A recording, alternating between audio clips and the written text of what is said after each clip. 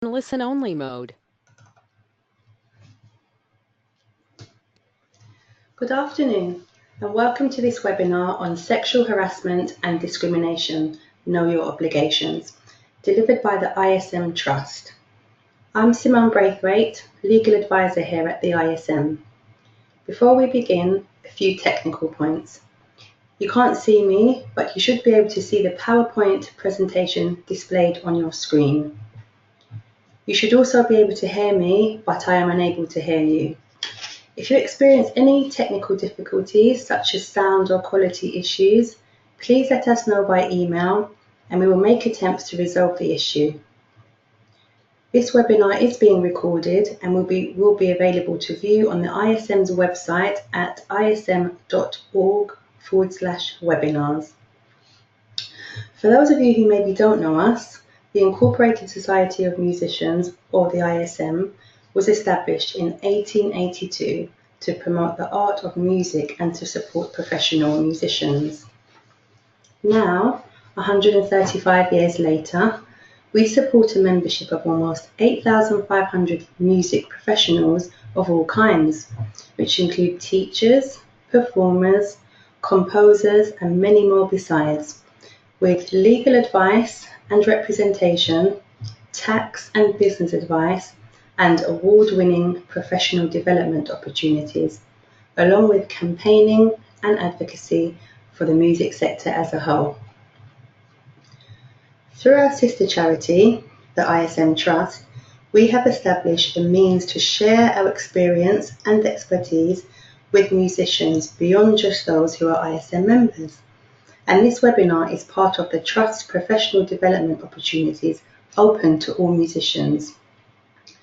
So in this session, I will be discussing your obligations in your capacity as an employer or an organisation or business who arranges work for the self-employed. I hope you will find the information useful. It will be available on our website at ism.org shortly after this webinar.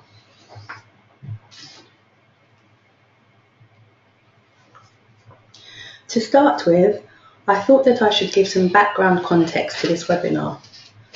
Last autumn saw many revelations regarding inappropriate behaviour in many different settings. New revelations continue to appear in the media, and there has been a huge response globally to what we have been hearing.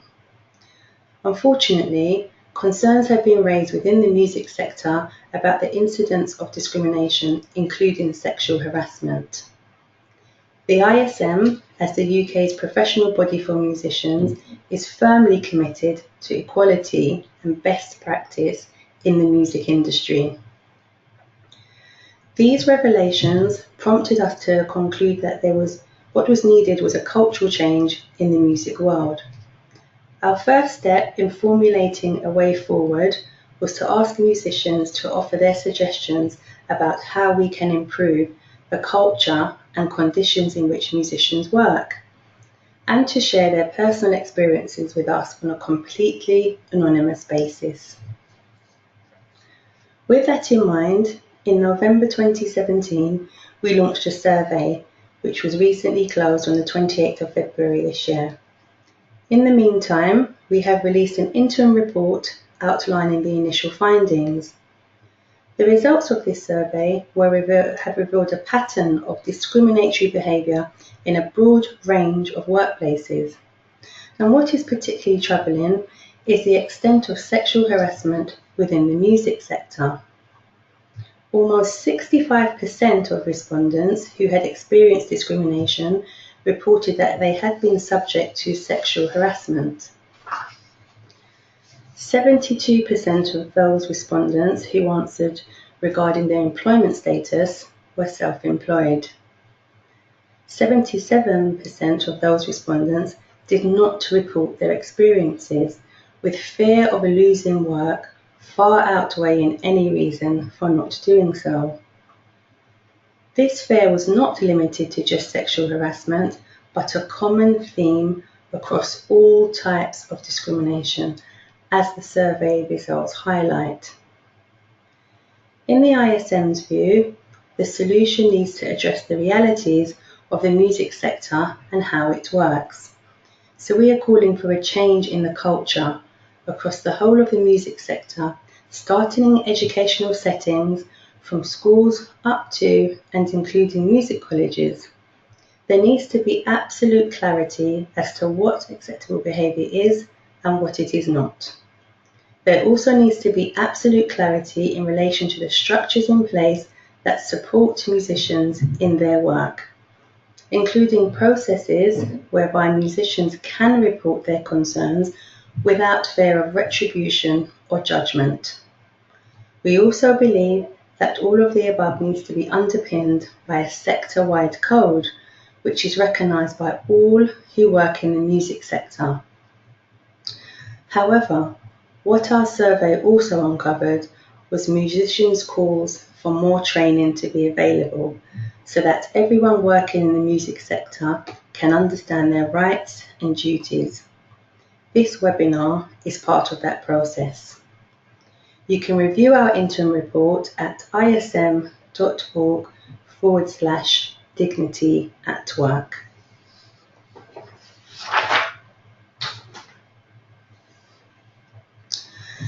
The purpose of this webinar is also to create some awareness of the obligations you have as an employer or in your capacity to facilitate working arrangements with self-employed individuals who work on a freelance basis.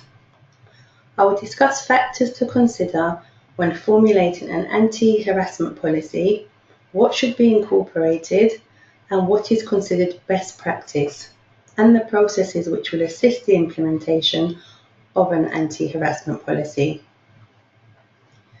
There are also a number of organisations which can assist with providing you with help, support and resources if you are in the process of reviewing, revising or formulating a policy on acceptable behaviour at work. I will provide you with these details towards the end of the webinar.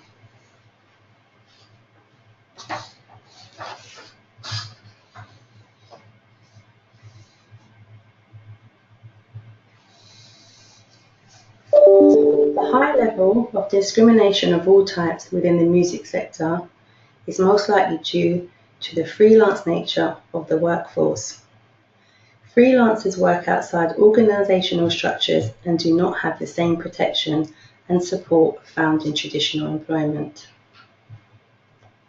As an employer, however, you have a duty of care to provide protection to your workers, and you will be legally liable for sexual harassment in the workplace if you have failed to take reasonable steps to prevent it. Sexual harassment is illegal in all workplace environments, which also extends to work-related activities such as social gatherings, events, and training sessions which may take place externally. There is an expectation that all employers will have specific policies and procedures in place in order to ensure that its workers are aware of what to do in the event that an incident occurs, where they are either a victim or a witness. The law does not specify any minimum requirements that an employer must comply with to show that reasonable steps have been taken to protect workers. However, there is an expectation that all employers will have the following in place. Firstly, a procedure for reporting any incidences of sexual harassment, protecting those who are victims of harassment, and a clear protocol for taking action if sexual harassment has occurred. Employers should also ensure that a policy is in place, such as a dignity at work policy or an anti-harassment policy, which ideally should be communicated to workers, effectively implemented with schedule monitoring and reviews periodically. In relation to an anti-harassment policy, there are some key components which should be incorporated. These are an express statement that sexual harassment is unlawful, the employer's assurance which demonstrates a zero-tolerance approach to sexual harassment, Thirdly, sexual harassment should be clearly defined with examples which are applicable and relevant to the employer's working environment. There should also be specifically defined mechanisms which workers can follow to report sexual harassment, which should incorporate both informal and formal processes. A policy should also include the scope of consequences and sanctions in the event that sexual harassment occurs. Within the policy, it should also be specified that any retaliation or victimization is forbidden against anyone that raises a complaint of sexual harassment. And lastly, the policy should incorporate details of pastoral care available, such as any advisory or support services which can be utilised by those requiring additional support. A policy, however, will be of little benefit if it is not implemented effectively. This can be achieved by ensuring various steps are undertaken to assist with implementation. These can include staff training on sexual harassment, but specifically anti-harassment, and providing opportunities for workers to reflect on both behaviour and conduct in the workplace. For new staff members, the policy and its content should be expressly incorporated into the induction process. Given the diverse workforce that we all often work in, employers should ensure that translated and/or adapted format copies of any policy relating to the organisation's approach to sexual harassment is made available to workers should it be necessary. Within the workplace, it should be both beneficial and conducive to facilitate discussion and reinforcement of the policy at internal meetings or through an established line management process.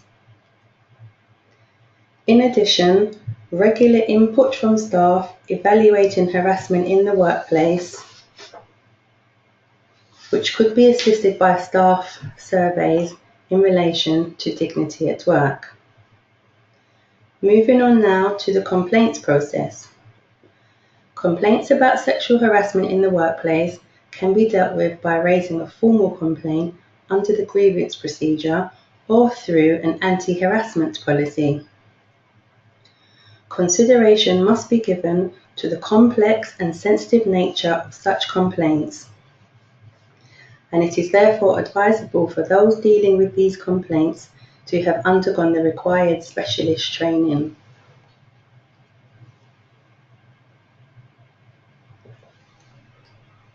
I will now discuss the issue of criminal behaviour, which, as you may be aware, with the possibility of an overlap between behaviour which represents sexual harassment and criminal offences. If, as an employer, you believe that a criminal offence has been committed, the worker should be advised to report the matter to the police, and as an employer, you will need to ensure that support is provided in addition to appropriately managing the victim's work environment during any investigation. If the police are informed, it will become necessary to liaise with them in relation to the disciplinary process, and you should seek advice internally on undertaking a fair investigatory process.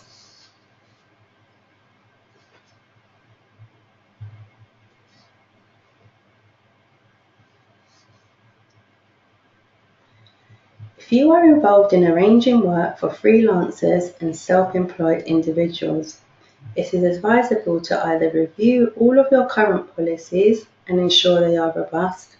Alternatively, in the event that you have not had an acceptable behaviour at work policy, or a dignity at work policy, or an anti-harassment policy, it is now time to seriously consider what next steps you need to take to either implement a policy or review your existing policies. In some instances, this may require significant changes to organisational practices or perhaps to your individual practice. Whichever way you work in your capacity as arranging and securing work opportunities for those who are self-employed or work on a freelance basis, your obligations to those you are engaging need to be clear and can be assisted by ensuring the following. Firstly, it is essential that you or your organisation or the organisations that you associate with foster a culture whereby reporting incidents is encouraged and seen as the norm. We have seen from the ongoing work undertaken by the ISM on the sexual harassment and discrimination campaign that there is significant work to be done on reaching this position within the music and arts sector and beyond. However, with change in mind, it is advisable to ensure that the concept of a culture change is at the forefront of your organisation or business's agenda. Secondly, there will need to be training provided or undertaken which expressly demonstrates what sexual harassment is and how it is identified. In other words, the provision of an education on sexual harassment and what is deemed unacceptable in relation to conduct, attitude, and behaviour in the workplace whilst working, so that everyone is aware of what is acceptable behaviour and a consensus is established. In addition to adopting and demonstrating an intolerance of sexual harassment in the workplace, there should also be a policy which is reflective of this approach and apparent throughout the policy. ACAS, the Advisory, Conciliation and Arbitration Service, have guidance on their website, and there are also templates and resources available online which can be used and adapted accordingly to suit your specific needs and requirements.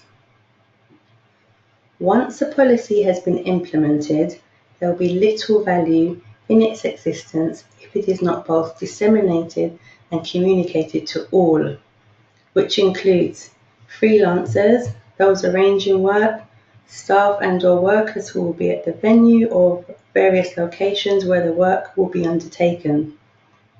To ensure that the policy reaches everyone, you can agree to provide it by either the method requested, or you may wish to send electronic copies.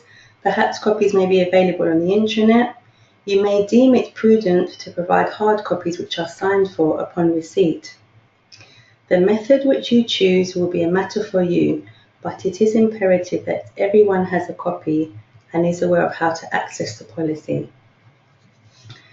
Everyone needs to be afforded protection from sexual harassment, irrespective of employment status, and everyone is entitled to work and undertake their duties in a safe and positive working environment.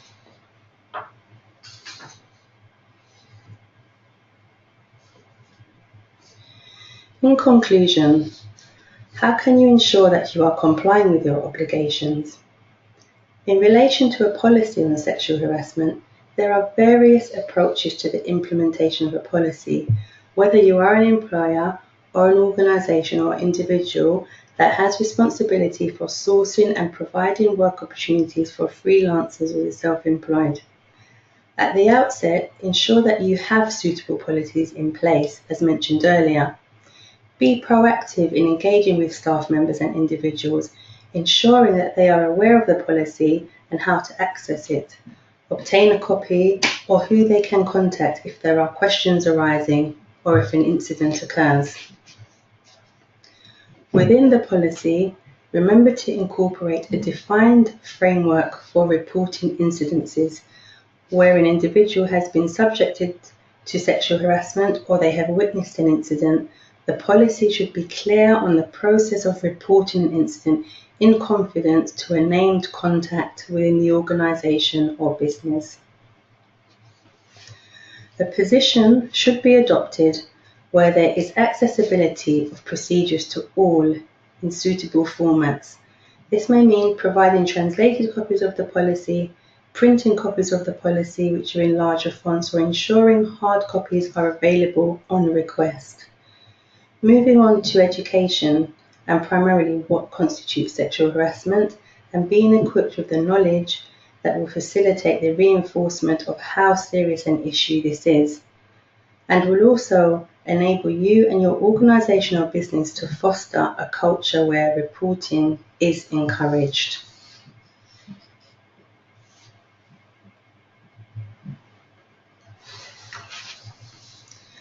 There are various ways of getting support and obtaining resources about sexual harassment and discrimination in the workplace. As an ISM member, you can get in contact with our in-house legal team, as well as our 24-hour legal helpline should you require advice outside office hours. The Equality Advisory and Support Service also have a helpline which advises and assists individuals on issues relating to equality and human rights. ACAS, as previously mentioned, provides free and impartial information and advice on all aspects of workplace relations and employment law. They support good relationships in the workplace, and in addition, when things go wrong, they help by providing conciliation to resolve disputes and problems at work. They also have a useful online interactive helpline tool.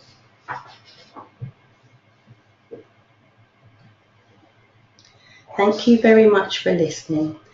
This webinar will be available on the ISM website shortly, as well as various information on the ISM's ongoing campaign on discrimination and harassment within the music and arts sector.